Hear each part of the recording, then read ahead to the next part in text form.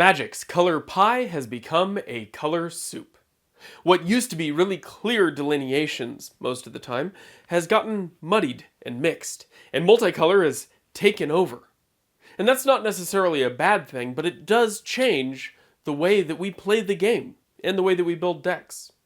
If you want to hear more, pull up a chair, have a seat at the table. And whether you're a button mash hack and slash controller bash, or a meeple moving mastermind in maps, mats, and minis, if you ruffle at the awful riffle shuffle scuffle, or if you're a click clack pick attack number ball luck sack, we're all here for the same reason.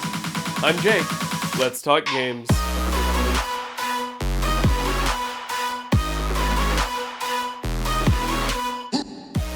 So before we start talking about the way Magic has changed, I want to take a look at a few other TCGs and the way that they handle kind of those deck building restrictions or lack thereof. And the first one that I want to talk about is the Pokemon TCG. I've played it casually for a long time, but only really started looking at how to build better decks recently. And the way that it functions over the course of a game, I think, is very different from Magic. The focus is on drawing cards and kind of sculpting your hand over the course of a turn to get to exactly the right cards that you need. Most of the cards that exist in Pokemon, had they existed in Magic, it would be an extremely different game. Cards that allow you to draw 7 cards, cards that allow you to search for any creature that you want, any Pokemon. And just the way that the game plays out is changed because of that. But one of the things that is similar to Magic is that you can only play one resource card per turn. It's one energy card in Pokemon, and of course there are exceptions, cards that allow you to play multiples. It's the same as playing a land. But you don't need the resource to summon, to play Pokemon out. You need the resource to attack with them, to use their abilities. Some of their abilities. There are actual abilities on cards that don't require energy, and I'm holding up Radiant Greninja as a good example, because this card is played in many decks that don't run water energy at all. You will never be able to attack with this card, but it's useful because its first effect, this ability that allows you to discard an energy to draw 2 cards. It is a pot of greed every turn, and it turns any energy in your entire deck into a pot of greed. It would be broken in any other game. But the way that Pokemon functions, it's not. But because of that, it does get shoehorned into a lot of different decks, whether they can attack with it or not. And I think that's true of many cards in Pokemon. If you look at the overlap between cards, everybody's running Nest Balls, everybody's running Ultra Balls, everybody's running VIP passes. Were really popular last year at Worlds. So looking at the way that you build decks, because there's no restrictions on what can be included, and the resources are functionally free to play cards, and only cost resources to attack with cards, you see a lot of overlap between a lot of the popular decks. And really you have a core package out of a 60 card deck of maybe 20 to 25 cards that really change based on what strategy you're trying to employ, with many of the rest of the cards being selected from kind of a similar set of useful things. In a similar vein, we see the way that Yu-Gi-Oh! Functions. Not having any restrictions on the deck, being able to play whatever cards you want, and only being restricted by whatever your game plan is, whatever archetype you are trying to build. I'm holding a deck in my hands called Cyber Dragon. And the idea is that you summon the namesake card Cyber Dragon and use other cards to make copies of it, effectively. And there's different versions of Cyber Dragons and different not quite Cyber Dragons that count as Cyber Dragons, and you can combine them together to make these large, more significant extra deck Cyber Dragons to attack for the win. Recently, in the grand scheme of things, the game's been going since 2002, they've combined the Cyber Dragon archetype loosely with a couple of other archetypes. Obviously, you have kind of the broad machine category in cards that work well with that. Then you have the more specific Cyber Dark category that has now been overlapped with that Cyber Dragon category, and they now play off of each other, so you can run both of those archetypes in a deck, even though you could run them completely independently. And I think it's interesting that there's nothing stopping you from throwing a random Neos card in or Elemental Hero card in, and sometimes that tech is extremely important in Yu-Gi-Oh! Being able to run a couple of off-archetype cards. But because of the way archetypes work and the way that these things build off of each other, you need a certain critical mass of cards that overlap in a specific archetype. And I think that's the main mechanism by which this restricts deck building. And that's pretty important because it does mean that you end up with a diversity of cards in each deck. And the only overlap you see are in your hand traps and kind of more generic support cards. A lot of the spells and traps and ways to interact if you're going second, especially in the sideboard, you'll see a lot of overlap between different decks. But that's how Yu-Gi-Oh! Controls their deck building, is by having vertical tower archetypes where you have to run a bunch of cards all within the same archetype. And if I were to put this into numbers like I did with Pokemon, I'd say anywhere between 25 and 30 of the cards in your total 55 card deck and extra deck are probably within archetype. And some will be higher, some will be lower, but I think they float generally around that range. Moving on to another card game that I play, I'm going to take a look at Flesh and Blood. Now, Flesh and Blood, I think, is much more restrictive than the previous two that we talked about. See, Flesh and Blood, you play a specific hero, and that hero will have a category, as a certain descriptor assigned to them. This is Ira. She's a ninja, and you will effectively only be able to play ninja cards and generic cards with her. As new heroes have come out, we see a slightly larger variety. You have things that are elemental guardians, and so you can run elemental cards and guardian cards and generic cards. And then there's other types of cards that they've made that fit into decks in different ways that are sort of generic or have their own overlap between those different descriptors. But because of that, there's no way that you can take an Ira deck and add a guardian card. That can't fit. It's part of the deck building restrictions. And so when you have these in-archetype cards versus out-of-archetype cards, that's not really a concern here. And it also means that if any particular if any particular hero is banned, all of the cards attached to them go with it. You're going to be looking for a different hero that has some of those types. So if you have a bunch of ice cards that you really like, well, there's other ice heroes. If you have guardian cards that you really like, there's other guardian heroes.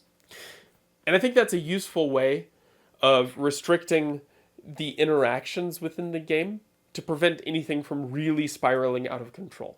Occasionally something does slip through and you'll have a deck that takes over the metagame, but usually that deck reaches Living Legend and ends up banned for the time being. Talking about the way that card games ban and restrict cards, I think, is also a really interesting topic that I'm not going to get into here because we're looking at deck building. But to put that in numbers, like we did for the last couple, cards that are generic versus cards that are in archetype, I think Flesh and Blood is actually all over the place. You'll see a lot of in archetype cards for certain classes that really need the cards to interact well with each other. I think Elementalist is one where you run a lot of Elementalist cards, but some decks will run very few. There's Guardian decks that are almost entirely generic. And I think that's really interesting. I think that's a unique design direction to go with this type of trading card game. Now, when we look at Magic, it has 5 colors. They're right there on the back of the card. And because of those 5 colors, we have 5 different specific decks that we can build right out of the gate. Each color has its own attitude and its own preference for how it plays and how it wins. And each color has a specific basic land that produces that color mana and allows you to play in that color. I think it's really cool because as a new player, you can just pick a color and build a deck from things from that color. If you tried to do that in any other game, you're going to build a deck that is very suboptimal. I think Magic is one of the easiest games that's been released for building a deck.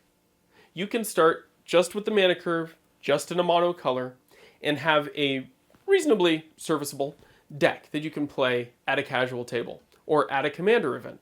If you are running some mono green commander that just wants to play a bunch of creatures and your deck is just a bunch of creatures, you're going to do all right. You're probably not going to really be hitting too hard or beating any CEDH tables anytime soon, but I think it's very approachable. And it's easy to get into that mindset of playing with a specific color that really speaks to you in the way that you like to play the game. Over time, they've introduced multicolored cards. Actually, almost from the very beginning, they've had multicolored cards. Legends was the first set that released with multicolored cards, and they've been making them periodically since then. You've seen some peaks and valleys where multicolored sets have come out. Ravnica is entirely based on multicolor. Invasion was totally based on multicolor. Things like Mirage, even Stronghold, had some multicolor cards in it. Little bits here and there to show certain cards, certain effects that straddle the line between those different colors. As we've moved more into modern Magic, we see that multicolor popping up more frequently. In the last handful of years, we've seen hundreds of multicolored cards released, both in and out of Commander product. There's a really interesting dip if you look at the profile of multicolored card releases in 2010. In Standard in 2010, they released exactly 4 multicolored cards. And since then, it's jumped up significantly. You might attribute this to the release of Commander products and that push for a just broader acceptance of those Commander cards, and so putting some of them into Standard, allow those Commander players to find things that they need in Standard as well as in Commander product. But I don't think that's the only reason. I think it's important that over time you see a diversity of different decks popping up that have certain attitudes and restrictions to them. Ravnica did a really good job in this with the guilds, having each color pair have its own personality. And then we see the 3-color shards and the 3-color clans. And, well, there hasn't really been a solid 4-color set, but there might be in the future. And I think it's cool that we start fleshing out the way that these colors interact and the way that different planes treat colors.